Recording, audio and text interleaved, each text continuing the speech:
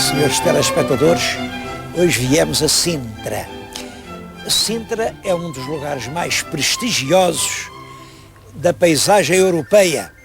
Houve mesmo grandes escritores românticos como o Byron que a declararam o lugar mais encantador da Europa. É claro que há sempre exageros, agora uma coisa é certa, é um lugar extremamente atraente e sempre foi considerado assim.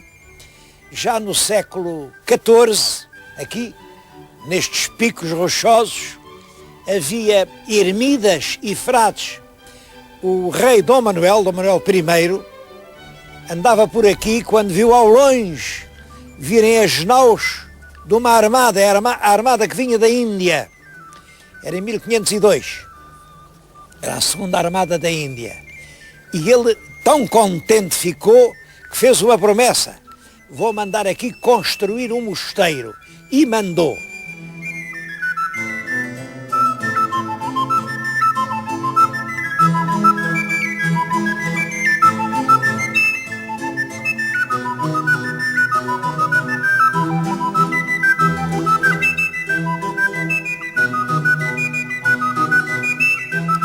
Este é o claustro do pequeno convento mandado fazer pelo rei Dom Manuel. É claro que isto, feito no princípio do século XVI, sofreu uma grande ruína com o terremoto, depois foi abandonado pelos frades e é claro, teve que ser restaurado. Aliás, gostava que comparassem o estado atual com uma gravura anterior ao restauro. Estão a ver a gravura, aqui onde eu estou a falar, vêem dois fradinhos jerónimos, eram os últimos dois fradinhos que cá viviam. Como vêem, a mudança não é grande.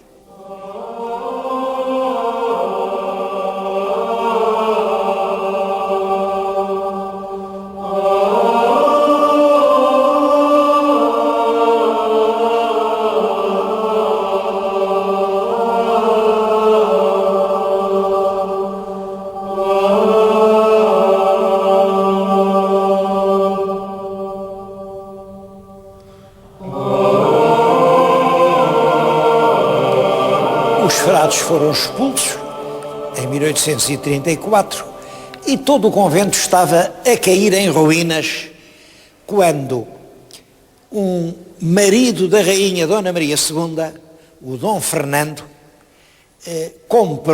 comprou isto e resolveu transformar o que restava do convento num palácio. A igreja ele restaurou-a, por exemplo, aquele vitral foi ele quem o mandou fazer na Alemanha e é uma glorificação do rei Dom Manuel. Veio aqui o rei Dom Manuel I, está exatamente assim a segurar o conventinho da Pena, o convento como ele era antes das obras.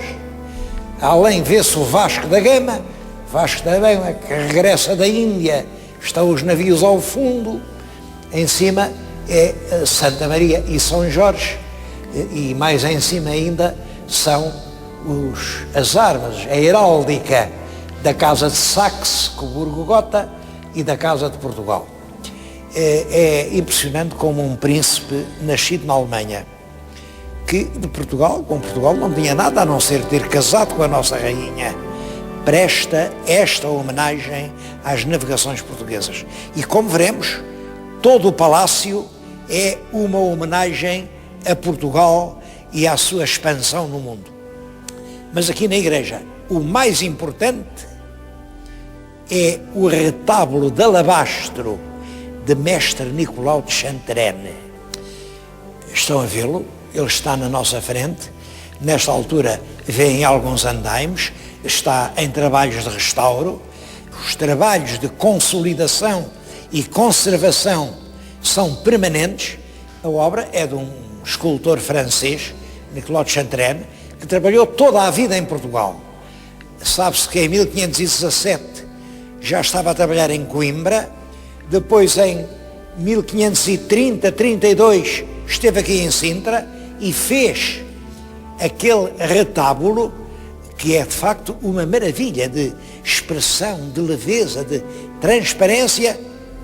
e até de novidade, porque reparem, aquilo já não tem nada de manuelino, aquilo já é renascença pura. Dizia-se naquela altura que é ao romano, era a última palavra em gosto de escultura, ao romano.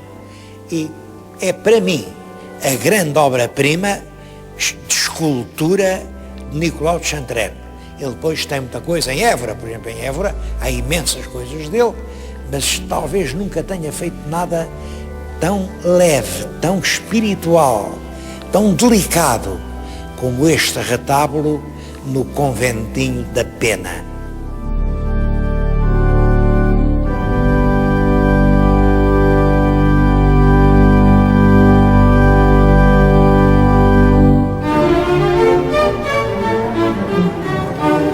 O convento foi transformado numa moradia agradável, mas com muito respeito por tudo o que estava construído.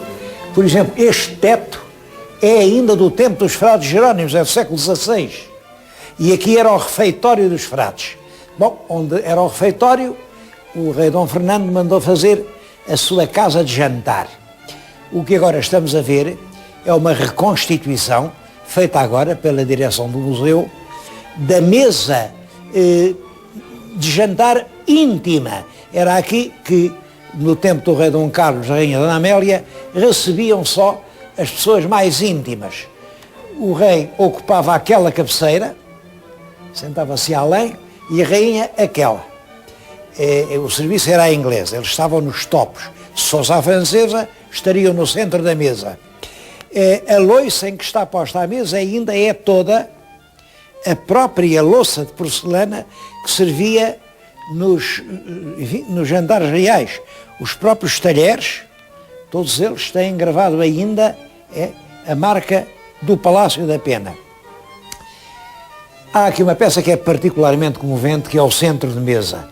É um centro de mesa de prata e de ágata, uma peça pesadíssima, que na última vela de lá, tem escrito só Amélie, Amélia. E quando a rainha Dona Amélia casou com o príncipe real português Dom Carlos, as senhoras de Paris, as senhoras monárquicas que andavam à volta dela, cotizaram-se e mandaram fazer num prateiro célebre, o mais célebre do tempo, esta peça monumental. Isto é uma coisa preciosa, que vale realmente quantias que... Isto não tem preço. Bom, e era uma peça pessoal da rainha. Ela, como sabem, foi expulsa daqui com o 5 de outubro, viveu no exílio desde 1910 a 1945, mas em 45 veio a Portugal e veio aqui à Pena, de que ela gostava muito. Ela passou aqui muitos anos de vida e veio a esta sala. Bom, e foi aqui que se lembrou do lindo centro de mesa que tinha em Versalhes e no seu testamento acrescentou que o centro de mesa que lhe tinha sido oferecido pelas amigas de Paris ficava para o Palácio da Pena, para ocupar o centro da mesa. Ele aqui está, é realmente uma peça preciosa que representa bem a memória de uma rainha cuja memória enche esta casa.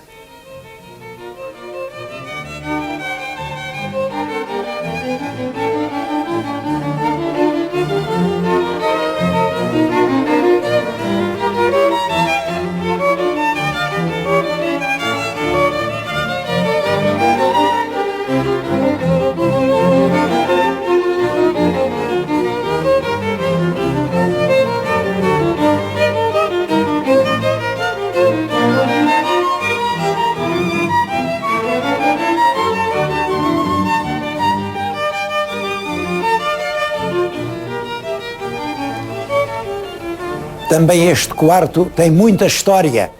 Chama-lhe o quarto da rainha, por referência à rainha Dona Amélia, mas de facto deviam-lhe chamar o quarto das rainhas. Foi feito para ser o quarto da rainha Dona Maria II. Dona Maria II tinha um grande gosto pelas coisas orientais e por isso o marido, o rei Dom Fernando, mandou fazer esta decoração com muito ouro, isto é um teto de alfarge, é na imitação dos palácios do Maghreb, do norte da África, que ela conhecia só de imagens, mas adorava isto. E fez-se com todo o carinho este quarto para a Rainha de Portugal. Aqui, no fecho do quarto, estão as armas dela, a Rainha de Portugal, e do marido, as armas de Saxe-Coburgo-Gotha. Só que a Rainha nunca chegou a dormir aqui, porque em 1853, quando tinha 34 anos, morreu do parto do 11º filho. 11 filhos aos 34 anos. Portanto, ela nunca dormiu aqui.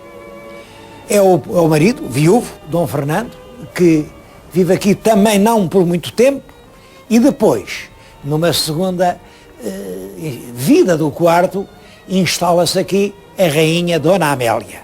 A cama em que a Dona Amélia dormiu, enfim, a sua última noite em Portugal, já em plena Revolução Republicana do 5 de outubro, é esta que estão a ver.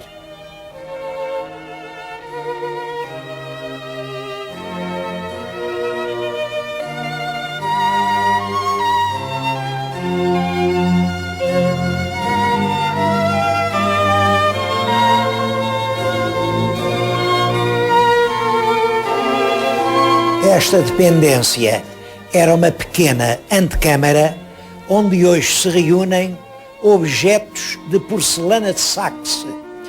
Saxe, como sabem, Dom Fernando, marido de Dona Maria II, é Dom Fernando de Saxe-Coburgo-Gotha. Era filho do Duque do Saxe. Portanto, o Saxe era a pátria dele. E ele nunca esqueceu isso. Durante toda a vida ficou muito ligado à pátria onde tinha nascido e foi colecionando objetos vindos de lá. Isto é uma pequena parte das suas coleções, são objetos valiosíssimos. A porcelana estava na moda, era porcelana pintada, com pequenas cenas da vida rural, da vida familiar, cenas da escola, folguetos. Bom, outra parte desta coleção está hoje na ajuda, mas tudo isto é recolhido pelo Dom Fernando, marido da Rainha Dona Maria II.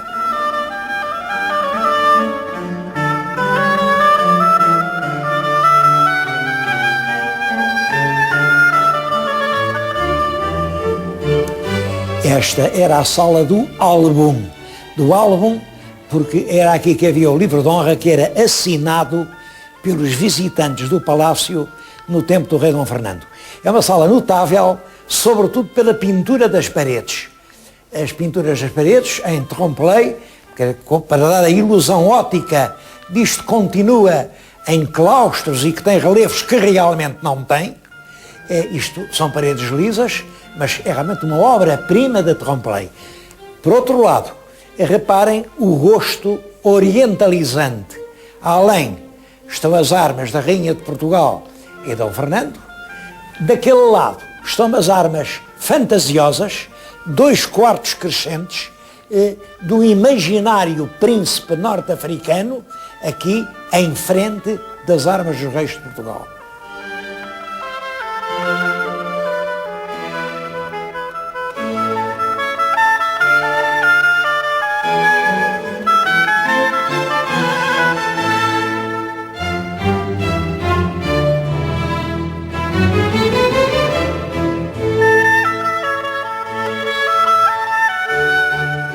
Este compartimento diz-se que era o ateliê de pintura do rei Dom Carlos.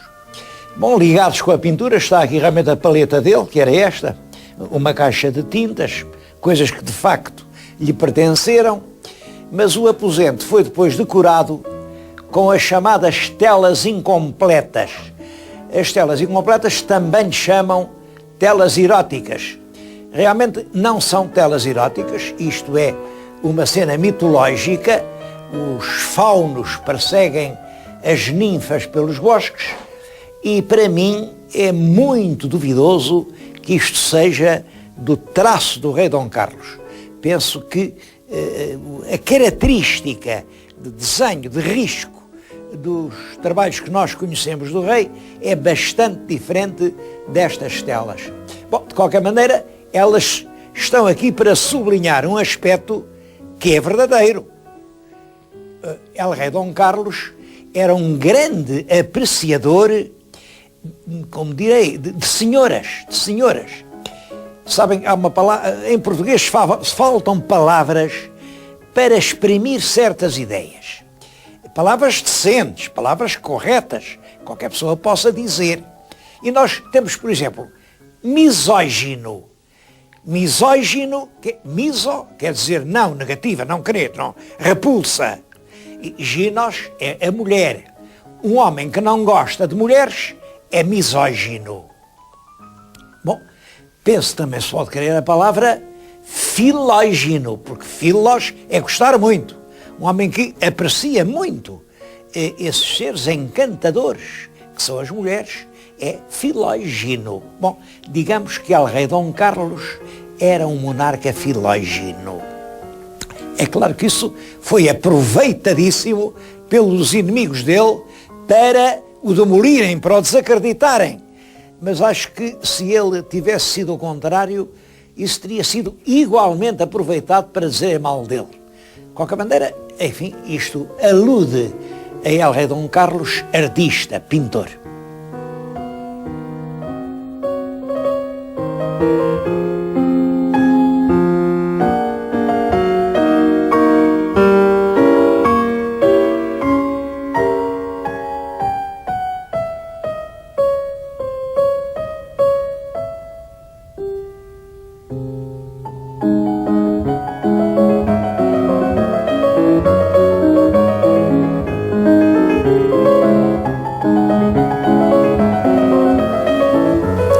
E aqui termina o conventinho Jerónimo que o rei Dom Fernando transformou num pequenino palácio para as férias.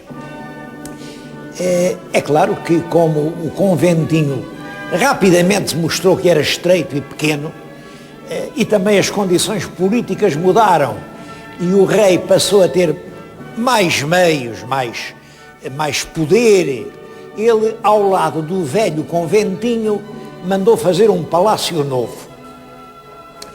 Hoje o conventinho, para não se confundirem, está pintado de cor-de-rosa, o palácio novo está pintado de amarelo e são duas partes completamente diferentes. Bom, mas é a altura de eu lhes dizer quem era o tal rei Dom Fernando.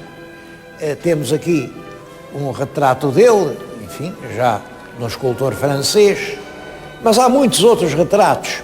Ele casou muito novo, casou aos 20 anos, com a Rainha de Portugal, Dona Maria II, e teve um papel extremamente importante na política portuguesa. Há quem diga que ele nunca se meteu na política, que só queria saber disto das artes. Penso exatamente o contrário.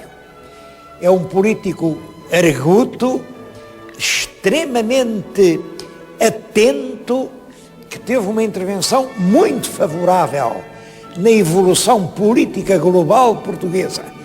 Acho que foi ele quem maquinou a regeneração. Como sabem, é a regeneração que põe termo a um período de tumultos, de violências internas e que instaura uma política de progresso, de andar para a frente.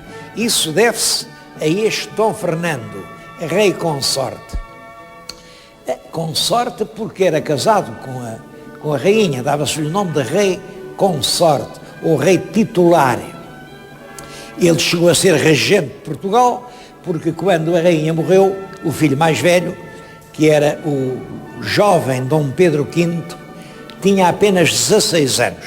Portanto, segundo a lei portuguesa, ainda não podia exercer pessoalmente os poderes monárquicos e, portanto, ficou o pai regente de Portugal.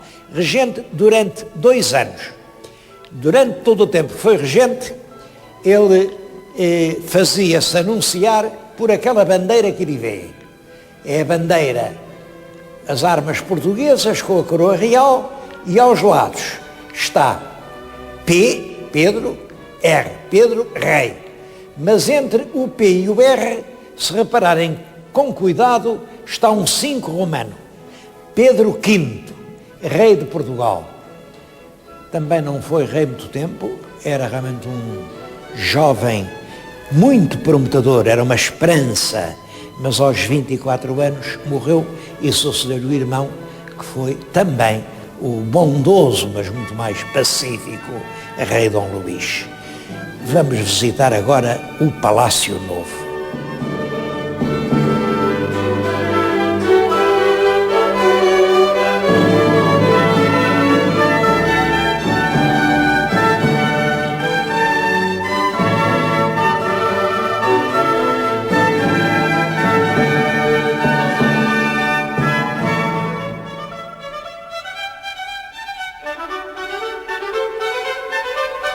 O Palácio Novo já tem características completamente diferentes.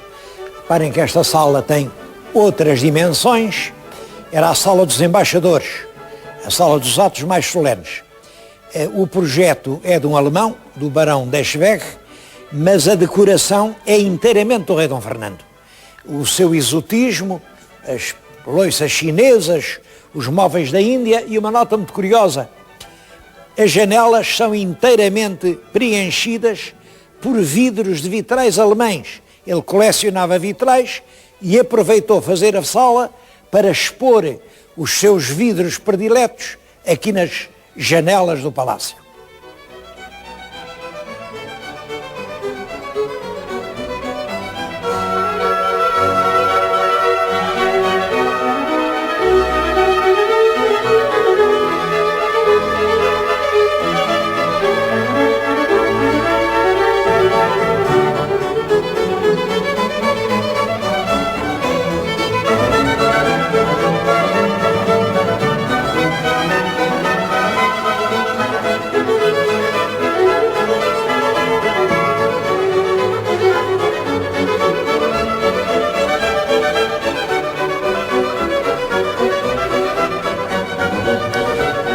Mas quem visita um palácio destes gosta sempre de dar uma espreita dela na cozinha. A cozinha era esta. Uma parte do trem, reparem, tem esta marca. São as armas da Casa Real.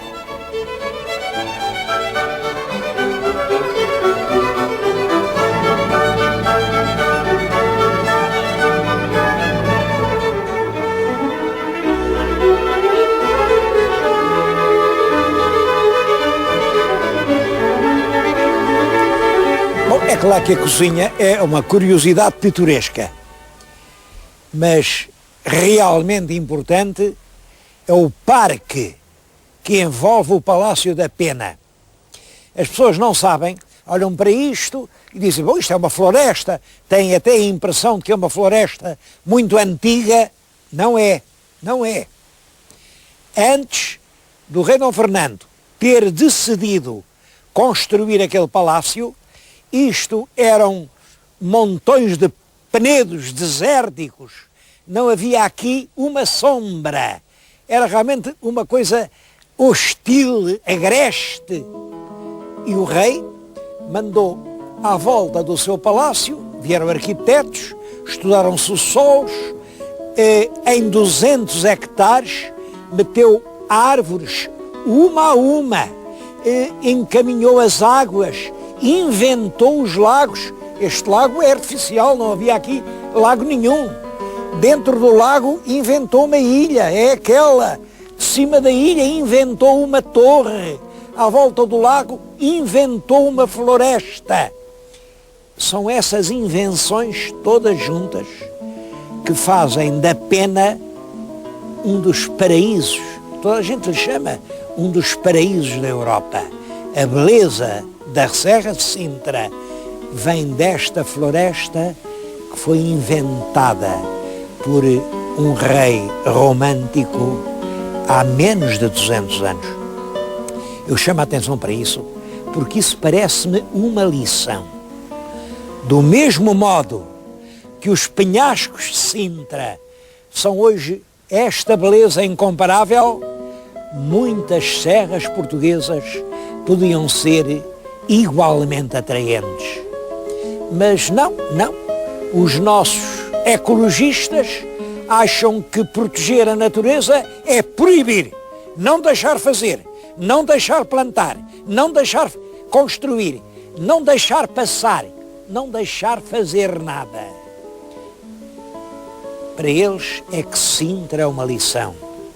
A verdadeira ecologia é esta, é pegar carinhosamente no torrão da natureza e onde eram desertos, estéreis, fazer estas joias que tornam o mundo mais rico e os homens mais felizes.